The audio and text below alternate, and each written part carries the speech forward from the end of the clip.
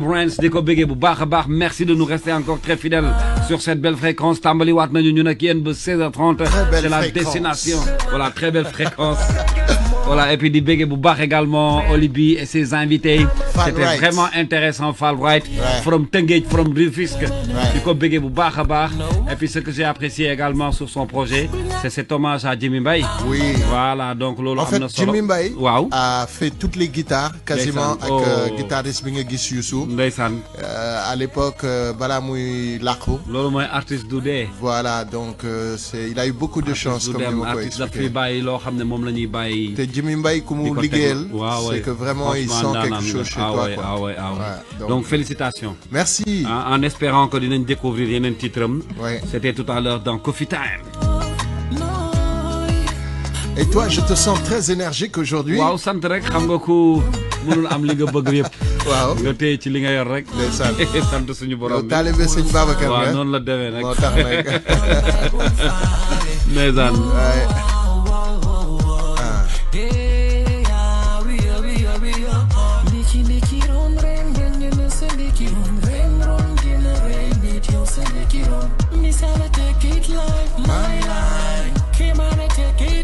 My line, my line. My father man United party tonight. See there.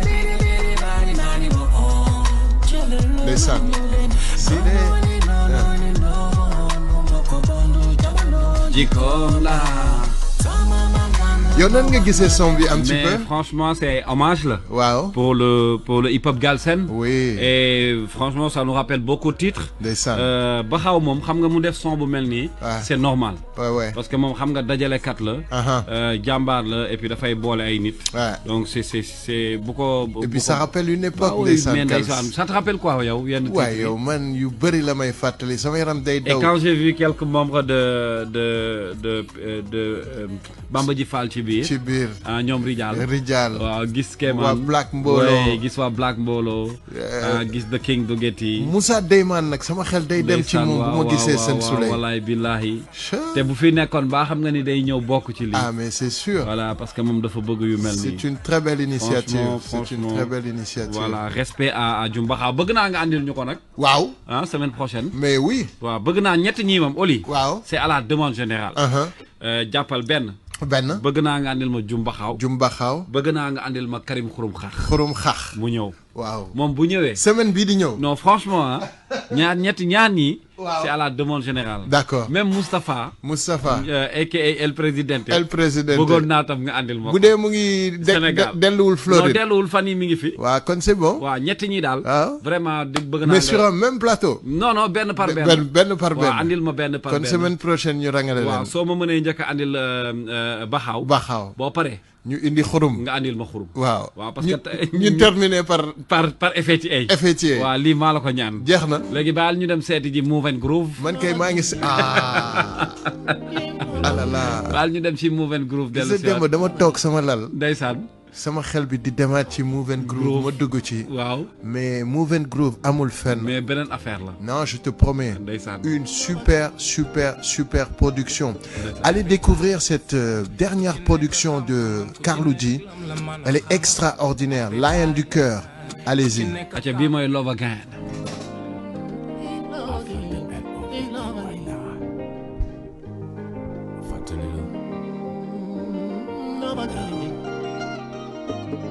Everybody listen ku ci nekk xam-xamam ku ci nekk lam la mën a xamal everybody listen ku ci nekk kaaka doy ku ci nekk lam la mën a defal everybody listen nit ñi baale loolu la ñu war a mën a ute everybody listen ku ci nekk xam-xamam ku ci nekk ngoram ak apam atano doole bi ci biir mbëggeel jox ko keneen ku ko gën a yellool mbëggeel du fen du jaas du fit du xam yàlla koy sotti ci danu jàmbi mu koy sonal mbëggeel dof la na ku wér la na ku dof gumba tax lu la fa ñëpp ci biir mbëggeel da lay def lu ay conneries bari na ñu fi waroon na dafa ndax mbëggeel mu ci doonay nit ndax mbëggeel bari na ñu fi waroon na nit te ndax mbëggeel mu ci doonay dafa ndax mbëggeel I'm fall in love again fall in love again fall in love again I'm fall in love again I'm fall in love again fall in love again fall in love again I'm fall in love again I love you je t'aime bi fait man dama la bëgg te du way caaxaan baby ni ma mel ci yow yàlla ko xam dama la nopp lool xoolal li ne ci yow te nekkul ci man bu weesoo ni la yàlla bindee dama di góor yow ngi jigéen loolu war a taw ñu war a sëy leen su ma ko amoon def naa ko sëy leen man li ma xaw a sonal mooy sama poche di soloon mënuñu cee noos we are baby I love you, je t'aime, mi femme, baby.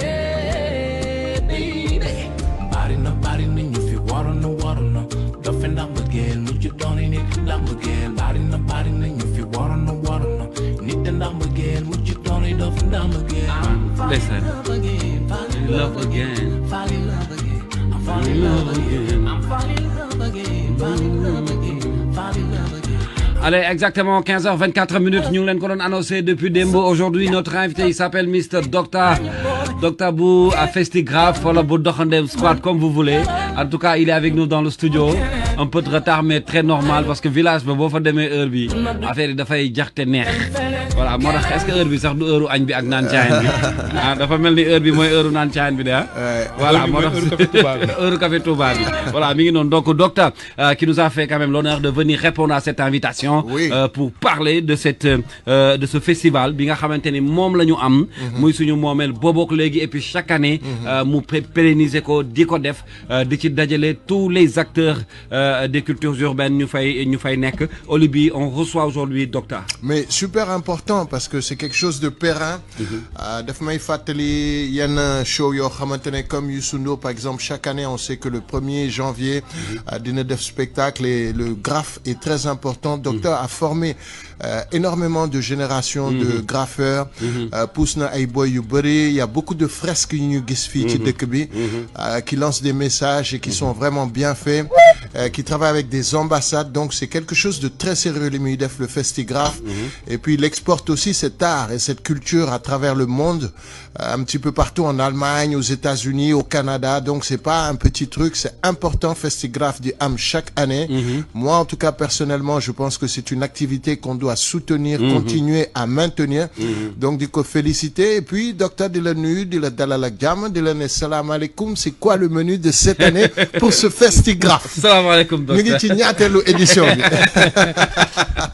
xam nga yéen ñëw ci kër gi moom c'est comme si nekk biir Festigraph. Parce que yéen li ma leen mën wax rek mooy salaamaaleykum auditeur RFM yëpp. Mais ça fait plaisir hein. Je le dis et je le redis. li nit ñi xamul la communication de Festigraph. saa waa ji moo ciy dox depuis des années. Et chaque année daf may takkal pot nañ def lii nañ def lii nañ def lii. Mais cette année dafa am benn particularité. Et boo moytu Festigraph dootul amati. Ah bon? Waaw dootul amati et dootul amati ci lieu bam daan amee. Ok. Parce que pour man benn patrimoine kenn du ko foowee. Et institution bu toll nii Douta Seck. buy recevoir Festigraph depuis 17 ans. Je veux dire 2 années yi mu amul mooy 17 ans quand même. 17 ans Festigraph bi am. 2 années yi mu amul format bi mu daan amee parce que Covid moo amoon. Oui. Festigraph a vu 5 générations de graffeurs passer par là-bas. Oui. suñ demee ba ay 3 jours de Festigraph xaw ma ndax day am ci lieu bi mu daan amee ou pas. C'est désolant. Pour une institution boo xam ne kër goo xam ne Abdou Diouf moo ko mayoon culture. C'est la culture qui prime. Et moi je suis pas dans les détails. Mais lan moo waral vous êtes mes amis. Nous tous on est là pour la culture et les cultures urbaines. Mais on veut comprendre aussi qu'est-ce qui se passe. Vous êtes des animateurs. Oui. Moi, je ne rentre pas dans les détails. Oui, mais le public. Oui, mais attends, je ne rentre pas dans les détails. Vous êtes des animateurs, vous êtes des professionnels. Oui. Et vous allez faire vos investigations. Les meilleurs moyens, Solen Moytoul, Festigraph, le patrimoine des cultures urbaines, qui est le graffiti. Oui. Bolen Moytoul, Dotul Amati, femme daan amee et su amatul femme daan amee. Les gens oublient que moi je suis un natif de la Médina. Oui. J'habite à la rue 13 angle 8. Oui. Je suis de la Médina. Et nit ku nekk da ngay am looy jox sa quartier. Oui. jël lii Sénégal yëpp moom nga tàmbale ko zéro ba fi mu toll. muy metti nga koy gérer. damay fay bor. Festigraph damay fay bor ba ak beneen festival bi ñëw ba nii. je dois de l'argent à des gens à cause de Festigraph. loolu lay tijjee li ci des dama leen koy bàyyee. deuxième chose bi am mooy lu toll ni Festigraph. l'État je parle du président de la République. waaw. il doit se saisir. Saisir le Premier ministre. Saisir sunu comment ça s'appelle ministre. de la culture. De la culture. Ouais.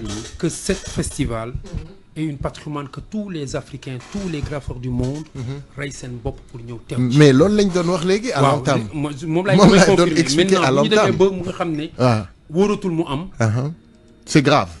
Exactement. Pour moi. Mais docteur, nga baal ñu parce que nous aussi notre devoir c'est de vous poser des questions. Parce que li nga wax ni xëy na même buñ ko xamee wala ñu mën ko lijjanti ji Olof Ndiaye day faral di wax ni tungu na du teew ñuy nataal. Tu peux pas être là yow mi nga xam ne yaay initiateur bi te ñu yàgg dégg détails yi woy est-ce que dina am fa mu daan amee est-ce que sax dina am parce que ñun jotoon nañ écho yi mais on attendait quand même am entretien bi ak yow. Qu'est-ce qui s'est passé? Est-ce que démarche yi nga daan def nga ko est-ce que tontu nañ la niñ la daan tontoo lan moo andi jafe-jafe yooyu sa diggante ak ñi fi nekk ndax régime bu bees bi la wala autorité yu bees yi la qu'est-ce qui s'est passé? Tu sais wax naa leen ko man je suis pas dans les détails vous me connaissez bien xam nga ne man nekkuma ci détail. waaw je parle à c'est une institution. ouais. maa ngi collaborer ak ñoom depuis des années. 17 ans Festigraph mi ngi am. li fa am yëpp directeur yi fa jaar yëpp. Macha Allah. su ma demee ba ren moo am kii je vous dis et je vous donne l'attitude. Il y a un nouveau directeur. Je vous donne l'attitude xaaral man je parle de l'institution déjà. Je vous donne l'attitude. De faire vos investigations parce que vous êtes des professionnels je le répète. De savoir le pourquoi. man li ma mën a wax. mooy boo leen moytuwul notre patrimoine qui est le Festigraph. va disparaître. Je m'arrête là. L'autre chose xam nga Festigraph. waaw. Pour ce mur, le graffiti le plus long au monde, on est en train de le faire. Wow. Depuis daaw lañ ko commencé avec les moyens du bord. On a eu des partenaires yu ci jàpp. dama leen citer. Seigneurie a fait lu exceptionnel. Moi, il a mis plus de 100 pots de peinture sur la table. À votre disposition. Pour mu am 100 combinaisons, 100 t-shirts, ainsi de suite. Et bàyyiwuñu ba ren. Parce qu'il croit à ce projet-là. Le directeur, elle est exceptionnelle. On a eu aussi la Casamance bu ci jàpp. On a eu Tukije bu ci jàpp. ba ren au moment où je vous parle le préfet de Dakar est comme si c'était le manager de Festigraph. bu ñuy ndekki bi sax moo ñu ko yónnee. ndekki bi artistes yi di ndekki. moo ñu ko yónnee. On a besoin de 3000 bombes. 3000 bombes de peinture. Ana ministre de la culture dans tout ça. xaar ma ñëw kooku sunu xaar ma ñëw. Waaw. On a besoin de 3000 bombes de peinture. Mais docteur, jox ñu réponse. Waaw, parce que docteur, j'ai l'impression que c'est là-bas que le bas blesse. Non, attends. Dafa mel ni foofu la affaire bi nekk. Attendez. Je blâme pas le ministre de la Culture. Non, du tout. Loin de là. Parce que bu organisation amee day am lu nekk lu fa am. Ministre de la Culture gis ku ma leen ñu ngi ci yoon bi di ñëw. Et j'aime bien dire ça. Dem nga ci ñoom. Waaw xaaral dem naa ci ñoom. ñu ngi ci yoon bi di ñëw parce que ils ont fait une nouvelle organisation et il faut respecter ça aussi. Ils ont dit tout ce qui est cultures urbaines day dem fond des cultures urbaines. Moi je fais une manifestation depuis 17 ans. Je fais partie des grilles des manifestations. Donc je pense que organisation boobu la ñuy régler et ils sont en train de le gérer. gisaguma leen mais je sais que yow dem nga envers le fond là. waaw non xam nga boo fekkee ne fond bi dafa def appel man déposé wu ma ci fond bi. déposé wu ñu ne tout ce qui est fond day dem ci fond bi. donc da ngay déglu boo dégg da ngay déglu ne ñoom ñoo yor. gestion bi ñoom ñoo xool nu mu rafetee ñu defee ko. mais ce que je dis mooy gisaguma. mais léegi est-ce que bu dee déposé woo. déposé woo c'est ça aussi. loolu laay expliquer ma ne déposé wu ma. et comme puisque ñoom ñi ngi koy gérer je pense que ñu ngi koy gérer à l'intérieur à l'interne pour pouvoir remédier vers ça. Alors docteur moi j'ai envie de vous poser une question beaucoup plus simple. Non dañuy waxtaan na grand baal ñu rek parce que on a envie de savoir tamit. c'est-à-dire dafa mel ni diggante bi dafa nekk ci problème mu ñii fii doog a ñëw muy régime bu bees. c'est ce que je pense. ministre bu bees la gestion bu bees bi. Tu sais le fond man aw ma problème avec le fond parce qu'on est à l'origine de ce fond là. awma problème avec le fond awma problème avec le nouveau régime bi amuñu problème ak ñoom parce que ñoo xeex pour ñu nekk fi amuñu problème boobu mais chaque régime bu ñëw day indi fonctionnement indi pour mu gën a baax et jubanti la ñu wax dañuy indi fonctionnement bu baax mais fonctionnement bu baax day am erreur yu ci am parce que lépp n'est pas comme on le pense et je pense que la méthode c'est que tout ce qui est culture urbaine c'est après que j'ai compris ça que tout ce qui est culture urbaine day dem au fond des cultures urbaines mais le fond des cultures urbaines il fait des appels en candidature moi j'ai une manifestation annuelle mënuma chaque année ma jël la même manifestation yóbbu ko fond des cultures urbaines il y a un fonds pour les manifestations man fa laa déposer parce que dañ ko def ay kakan léegi dañuy am benn temps boo xam ne ñëpp dañuy dem déposer commission bi waxtaan et loolu mooy pour man loolu mooy une organisation une bonne organisation il s'est trouvé que la manifestation de Festigraph qui existe depuis 17 ans déposé nañ comme niñ ko daan defee chaque année ñu jël ko nañu fay lañ ko boole amaguma retour parce que aussi fonds de culture il faut que ñu xam ne appel à candidature la dafa am ay critères quand les critères suñu amee ba gars yi tëj nañ je pense que noonu la mais puisque c'est le ministère qui gère ñoom am nañ seeni comment ça s'appelle comment ils s'organisent pour que ñi ñu wax et je pense que du man rek ñi ñu wax dem leen fonds de culture urbaine ñoom dans leur règlement dinañ xool lu ñu ko defee foofu benn pourquoi sànq may souligner xam nga tax may souligner il faut que nit ñi xam manque d'argent ak manque de possibilité ak génération yi judd ci suñu patrimoine bi muy Festigraph tout à l'heure maa ngi wax mur bi le mur le plus long du monde c'est 2 kilomètres Dubaï l'avait battu il y a 10 ans au Bénin tu as 900 mètres fait par des jeunes que yoo xam ne Festigraph fii lañ leen formé ñu dem seen dëkk def le mur le plus long et l'État de ce pays a mis 300 millions sur la table pour que ce mur-là existe ñun on est en train de le faire avec les moyens du bord état bi fi nekkoon jàppale wuñu parce qu'on a fait ce qu'on avait à faire mais bi ñu jàppale lu ñu mën jàppale mënuñu jox 300 millions dañuy jox li ñu am parce que am na ñeneen ñu ci jàpp muy benn ñi fi ñëw aussi il fallait que ñu comprendre le système ba indi seen système bu bopp ñun ñëpp on doit s'adapter parce que c'est une nouvelle gestion alors donc où se trouve le problème mooy gi kenn gisaguñu soutien bi soutien bi nga xam ne moom la Festigraph wala gisaguñu ko fi ñu ko lieu bi ñu koy defee muy cette institution qui appartient et on est dañ fa xat ren dañ fa xat réellement je le dis dañ fa xat mosuñu sentir loolu ren dañ fa xat on est à l'étroit dans l'endroit où ce Festigraph s'y passe oui benn on a besoin de 3000 bombes on a acheté 1000 bombes qui nous fait 4 millions et quelques les billets d'avion des Béninois des gars du Congo Kinshasa des gars de la Suisse les gars de la France les gars de la Belgique et de l'Allemagne vous les avez toujours pas goupillés xaaral non ils sont déjà là ils sont déjà là les Canadiens comment ça s'appelle les Ghanéens les Burkinabés ñi nga xam ne indi guñ leen ay ñooñu ñi nga xam ne indi nañ leen te ñu ngi fi déjà ils sont déjà là c'est une manne d'argent boo xam ne ñun ñoo ko lijjanti indi ko mu am beneen affaire bu important mooy quand tu vas dans le village c'est des entrepreneurs qui exposent dans le village on les a donné l'opportunité d'exister pour man Festigraph dépassé na fi ko nit ñi bëgg a tëj parce que lui exister depuis 17 ans former 5 générations permettre à des gens à devenir mooy li nga doon citer sànq à devenir des patrons à devenir des personnalités voyager partout dans le monde loolu état bi da ko war a jël def ko patrimoine tegal ko budget na ko chaque année defal lii li ci des ñu wuti ay partenaires aux alentours pour mu nekk pour man awma loolu moi ça me permet pas ça j'ai pas l'obligatoire j'ai pas l'obligation de baisser les bras parce que l'événement est menacé de ne plus exister dans l'endroit où on est. Mais je pense que man li may dégg il y a un problème d'ajustement peut-être avec ceux qui tiennent les rênes maintenant de ce que j'entends en tout cas. Kals, je sais pas si tu penses la même chose. Effectivement. Mais je pense que c'est un problème d'ajustement. On doit soutenir ce festival. Bien sûr, ça c'est une certitude. Donc peut-être essayer de renégocier et rediscuter ak ñoom, mais c'est une institution docteur loolu pour man waxtaan rek war na mën a régler problème boobu. Dem na gis kilifa yi. beneen affaire docteur. waaw mais où sont ces acteurs des cultures urbaines yi nga xam ne dañu yàgg bénéficier wu ci Festigraph je m'explique. lépp lu docteur Moussa organisé fii ci graffiti. waaw à la fin artistes yi dañ ciy gis seen bopp soit concert. waaw soit ñu ñëw def fa seen rendez-vous di fa daje. moom ay conférence de presse De presse, ay rencontre ouais. artiste man mii par exemple en tant qu'animateur wàcc naa rajo ba tàyyi ñëw Festigraph wala beneen festival bu docteur organisé fekk fa artistes yi di fa dajaloo. Exposition yi di def jaay ay ay panel affaires, di discuter ouais, bien sûr. et puis à la fin du festival day organisé y a eu ñi fa jàll bëri na muy awadi ba ñi ci gën a ndaw joué nañ ci Festigraph. mais ana ñooñu ñi war a protéger également ce festival. Le programme, ouais. Tu sais, par exemple, le Matador, il était là à l'ouverture, le directeur du Grand Théâtre, qui accueillir la nuit du graffiti cette année. Diarnafa. Et au nom du ministre et du Premier ministre, la fait Diaré, avec son nom en tant que qui gère une institution. Ouais. DJ, il a toujours été là. Simon, Matador, ils ont toujours été là. Cette année, je pense qu'ils sont. Simon était là. Ils ont voyagé.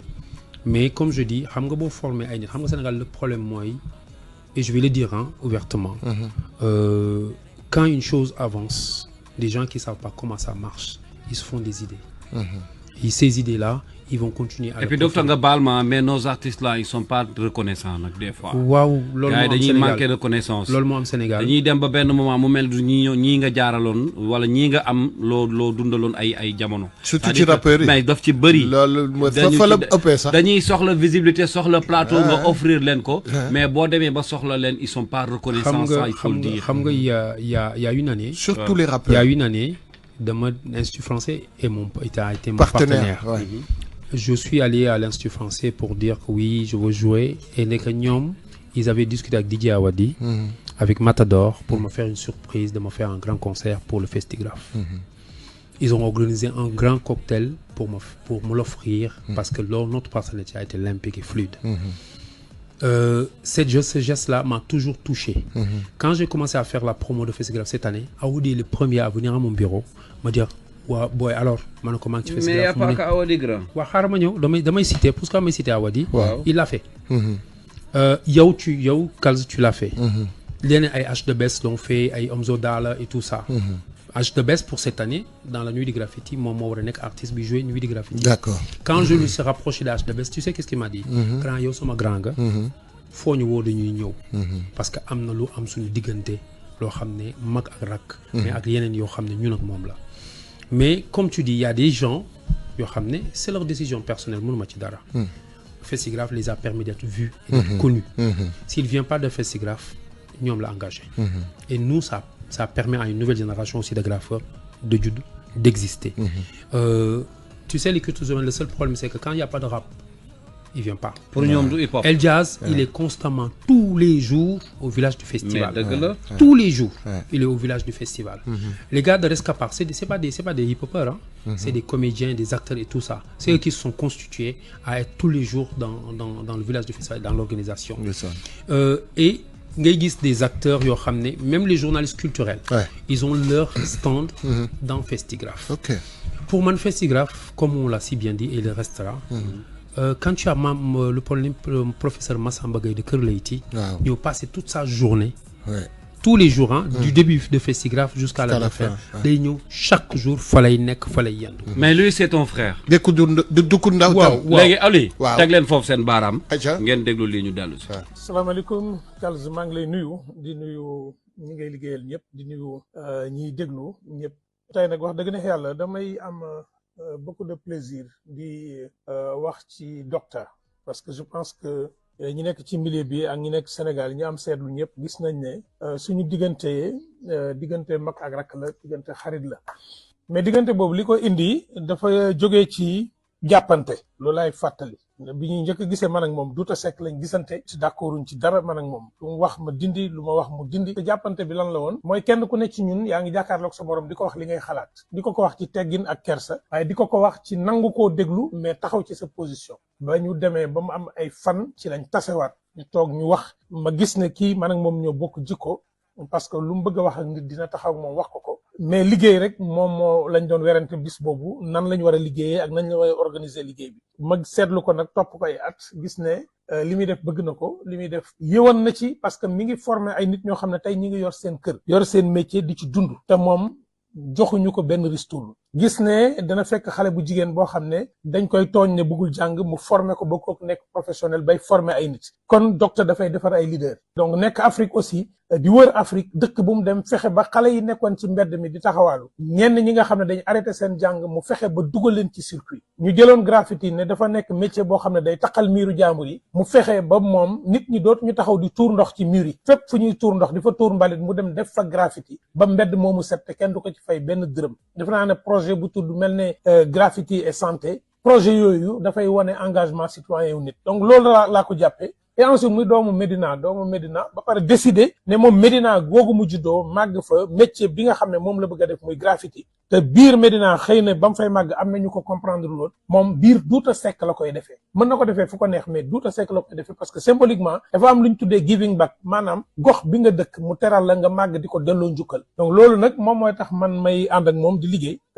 gis ko muy dem États-Unis di def ay formation te fu mu demee identité africaine lay yóbbu Afrique lay yóbbu loolu moom mooy waral Festigraph ñun ñëpp ñu ciy jàpp parce que dafa nekk suñ patrimoine tey jii boo demee France dañuy tiitaroo Cannes nga dem États-Unis ñuy tiitaroo seen grand festival yi di tiitaroo nga dem Saint-Louis tey ñu tiitaroo Saint-Louis Jazz nga dem Louisiana ñu tiitaroo Saint-Louis festival lan moo tax ñun Sénégal festival bu am plus de 15 ans duñ ko jël inscrit ko dans l'agenda loolu mooy suñ combat mooy que Sénégal am ay rendez-vous yoo xam ne dafay nekk ay rendez-vous touristiques ku mën a dajale nag àdduna bépp bëgg a def le mur le plus long de graffiti muy un mur de sensibilisation sur l'autoroute man ku ko jàppale woon xaw ma kan ngay jàppale ci Sénégal donc docteur day jël ay biens am day jël ay alalam at mu jot bu festival jeexee damay gis ne dafay nekk dans des difficultés financières parce que lu mu am lépp da ko ciy def loolu moom moo tax nag may koy encourager di ko wax ne na gën a góorgóorlu gën a nekk un manager gën a yaatal dënnam gën a dal parce que dafay toll foo xam ne boo jiitee mbooloo lu ne di nga ko dégg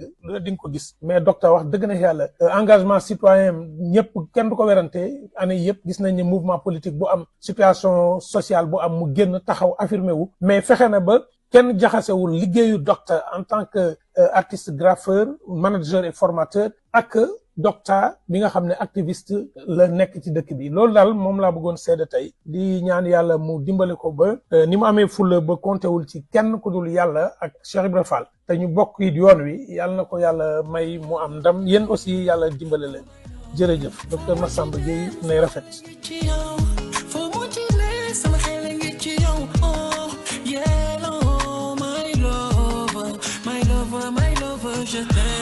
voilà di ko gërëm bu baax professeur Massamba ci témoignage bu am solo boobu mu def ci docteur nit na kenn du ko lekk kenn jonewu ko dara lu dul njëriñ et puis wax bu rafet moom ci moom lañ ko faral di déggee souvent muy wax ni nit dafa war di jëmmal nitam di ko waxal lu baax te li mu wax ci docteur loolu moo nekk ci moom donc témoignage yi soo ko déggee c'est très fort n'est-ce pas non mais on voit même que docteur est très ému maa ngi gis ne quasiment il était presque au bout des larmes ouais c'est normal mais docteur professeur wax na ci quand même lu am solo. Un commentaire peut-être sur. Voilà ce qu'il a dit peut-être docteur bàyyil ma bàyyi la nga enchaîner. non dama xamatul lan lay wax. parce que nit bu taxawee ci diggu góor yëpp. ne kii di docteur. man Massamba Gueye lu docteur ku ñu docteur ñëw ne la. Massamba nee na man maane. kooku mënoo ko fay. c'est vrai que sama mag la. sama xarit la. sama confident la. vice versa. c'est vrai bi ñuy xamante dañoo xuloo ba mu tàng. jër.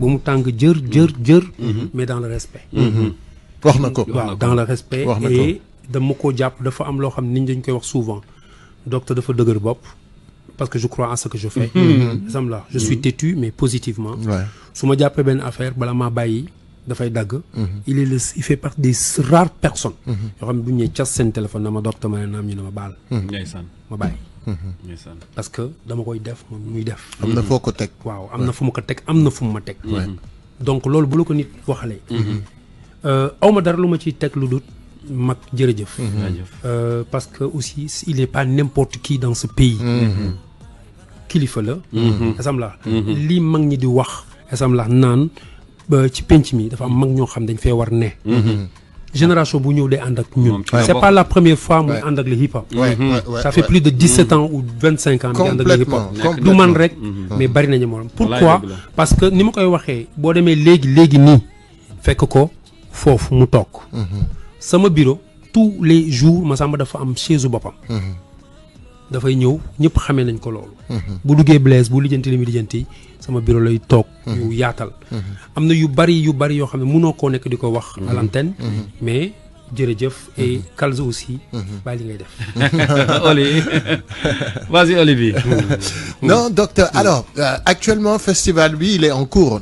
On est d'accord. Oui. Alors c'est jusqu'à quand et puis yaa ngi wax la nuit du graffiti boo mënee ñëwaat un petit peu sur le programme. De telle sorte que ceux qui nous écoutent qui auront un petit peu du temps ou bien qui s'intéressent puissent venir découvrir donc boo ñu mënoon lalaatalal tuuti programme bi nga xamante ne noonu la tëddee. Pour ñu xam un peu pour ñuy déglu. Aménager seen temps pour ñëw. xam nga dans Festigraph vous avez tous les jours des formations de danse, de DJing et de graffiti. Tous les jours hein. À partir de quelle heure? À partir de 9h du matin. De 9h jusqu'à midi. De 14h jusqu'à 18h. Et c'est des formations gratuites, c'est pas payant. D'accord. Donc il faut que nit ñi ñëw. C'est-à-dire booy wala ku ci am temps nga bëgg a jàng fecc bëgg a jàng yenn yi. Et puis xam nga ñun la pédagogie de transmettre. Oui. C'est pas juste nga ñëw fecc wala nga ñëw graphe. Sur le développement personnel. Il y a un état d'esprit aussi, coaching. Exactement. Ouais. On te coach, on discute avec toi, on te montre lan l'art peut impacter sur ton développement et l'impact que tu vas avoir dans ta communauté. Oui. Il y a des exposants actuellement sur ñuy def des habits, des chaussures, ñuy jaay lekk, ñoo xam ne aussi ils sont dans la création, c'est des stylistes, mais c'est d'un environnement, c'est un village comme on l'entend. Oui. Et ku bëgg ñëw indi sa njaboot. mën nga leen fa indi. durant c'est un moment de convivialité. Il y a du graffiti virtuel. Avec des lunettes virtuelles. On a mis un écran donné par Moustapha Diop. Qui est un partenaire aussi de Festigraph.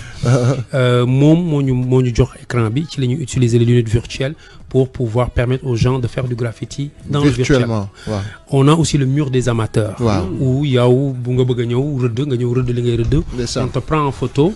Et on le met sur notre page. Super. Tu vas aimer la page et tu récupères ce comment ça s'appelle ce que tu as fait. Super. On a aussi le battle de DJ. Fait par Daflex, qui s'appelle Mbed DJ Battle, qui est là, on est à la première édition, qui sera, le 21, demain, au niveau de, de Doutasek. On a aussi, ce qu'on appelle un battle de graffiti, où on permet aux graffeurs de pouvoir, je sais pas de concours magna aïe, mais un temps d'échange, un temps de partage. Et on a les 18 heures du festival qui pourquoi am sa auto ou ce scooter. Tu t'inscris sur notre site. Chaque jour, à partir de 18 heures, on peut customiser ce auto, customiser ce scooter gratuitement durant le festival. Après le festival, il faut nga fay. C'est normal. Mais aussi, ceux qui aimeraient bien aller voir le mur le plus long du monde, où il y a actuellement des Gambiens, des Gabonais, je vais dire des Congolais, il y a des Belges, des Suisses, Français, Espagnols, Nigériens. Je suis en train de parce que programme mais pour dire que le village du festival. Mais li ci gën a neex mooy la nuit du graffiti. La nuit du graffiti, c'est une soirée de gala. Alors ça se déroule quand la nuit? C'est le 25. Le 25. C'est le 25, c'est la journée internationale de l'Afrique. C'est samedi. Dimanche. Ça commence en 20h, ça finit à 11h.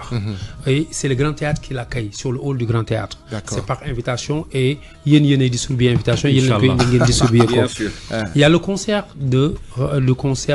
que El Jazz organise, mais c'est pas lui le rappeur. Il permet aux autres de venir parce que El Jazz c'est mon petit frère. C'est sa contribution. C'est sa contribution. Chaque année, El Jazz est là-bas pour animer, faire des cyphers. Moi, ak ñoom Obi médecin ñi ngi fa. Pour pouvoir ay ñoom Kamu pour pouvoir permettre aux gens de vivre le hip-hop, c'est-à-dire le rap. Et pour moi, c'est important que cette part du hip-hop. Da ngay jékki-jékki Simone Diour sa tànk ne la man damay jouer. te programmer woko parce que c'est sa participation dans la chose. Donc si un El Jazz te dit man grand je organise le concert, je dis concert c'est à toi. Fêtez woko. DJ Daflex c'est lui qui anime.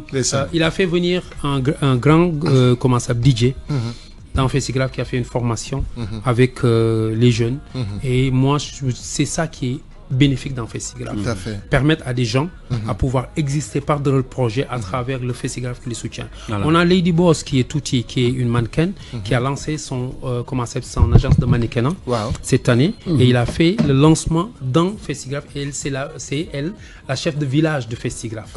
Donc elle on la pousse. Donc docteur, un petit peu pour nous suivre. Actuellement tous les jours on est mardi, mais jusqu'à samedi. Il y a des ateliers. À partir de 9h, si tu viens, jusqu'à 20h, tu trouveras de quoi t'occuper, de quoi customiser ta voiture, de quoi apprendre à danser, à échanger. Il y a énormément de programmes tout au long de la journée. Énormément. Si c'est intéressant, moi, tu vas te retrouver dans ce qui se fait sur place. Il y a des gens qui ont venu, les ambassadeurs qu'on a invités qui viennent ben par ben avec Ndiabot. Hier, il y a une des amis qui m'a contacté, me dit tel ambassadeur de Grande-Bretagne de Bougogno. C'est une grande amie. Dans son programme parce qu'ils sont chargés. Non là il demee ak yeneen ambassadeurs yi nga xam dañuy indi seen njaboot pour participer. Non lay toogee aussi di gis ku melni directrice su Blaise Senghor ak la comment ça s'appelle Fama Lay buy gérer de comment ça s'appelle cellule genre bu ñëw jël seen temps toog lal waxtaan échanger parce que les étudiants aussi de l'école d'art du Sénégal foofu la ñuy ñëw bu ñu wàcc école très bien biir Festigraph la ñuy ñëw pour acquérir de la connaissance. Alors on engage tout le public képp koo xamante ne yaa ngi à Dakar que tu as un petit peu de temps allez au niveau de Douta Seck tout au long de cette semaine surtout ce week-end et puis le dimanche vous avez la nuit du graffiti qui se déroulera dans le hall du Grand Théâtre. C'est un événement très important parce que il en dépend de la suite comme vous l'avez entendu à l'entame de notre échange pour la suite de ce festival qui je crois que dina toog et que ce problème sera résolu Inch'Allah. Alors Oli, avant de terminer, il nous reste à peu près 5 minutes. Avant de terminer, damay defaat ben appel à nos autorités. Waaw. Muy ministère de la culture. wala muy yenen entités yi nga xamné ñi ngi fi. Ak ñi yoré fond bi. Ak ñi yor fond bi. Oui, monsieur Nitdoff ki la. Nitdoff Mortala Gueye. aka Nitdoff. Carrément. Mom xamone na li nek ci hip hop bi. Tout à fait. Tundu nako. Xamna festival bi. Il a organisé des événements, xamna festival bi. Organisé na ay événements ak ñun. Show of the year.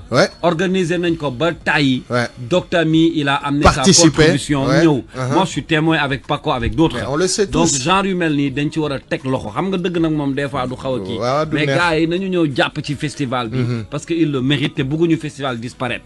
Donc na ci gars yi ñëw tek loxo nañ ko contacter nañ ko wo nañ ko gis nañ ko ñëw soutenir et puis village bobu nga xamné fa lañuy défé festival bi waru fa joggé fofu la wara nek parce que fofu moy momelam parce que ki Medina la dëkk tam mais fan lañ ko yobbu fenen voilà exactement buñu xolé ba gars yi yobbu ko ci yeneen dëkk et puis je te dis docteur les autres pays en Afrique mais tout le temps dañ koy wo day ànd ak Simon di def ay conférences dans le monde ambassade des États-Unis mais bien sûr léegi nag bu gars yi demoon tey doon ko def feneen ñu ne lan moo tax def ko Sénégal seen kii de sport boobu stade xawma terrain mais ils l'ont confié à docteur na gars yi ñëw ñu liggéey il faut pas être fou quoi balaa ñuy jeexal sa dernier mot en contact pour ñi la bëgg a jokk ak yow numéro de téléphone ou soutenir aussi financièrement surtout ñi la bëgg a jàppale fan lañ mën a am accès fan lañ la mën a jotee par exemple un numéro wala adresse. Non, tu sais, c'est simple. L'Instagram, il n'est pas fermé. On est constamment, l'équipe est constamment sur Instagram.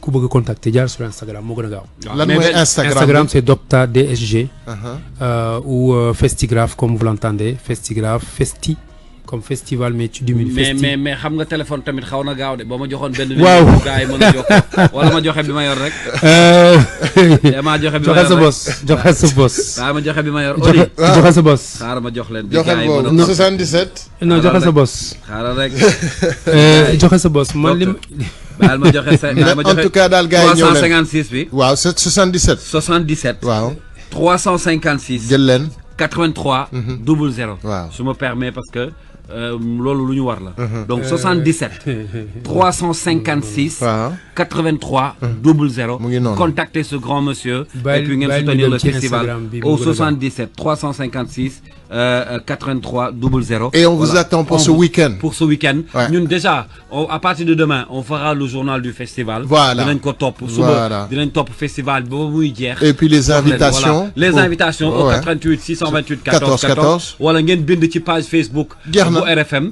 ñu jox leen ci invitation yi n'est-ce pas docteur parce que on est partenaire yan kàddu ngay tëjee grand mooy li ma tàmbalee rek.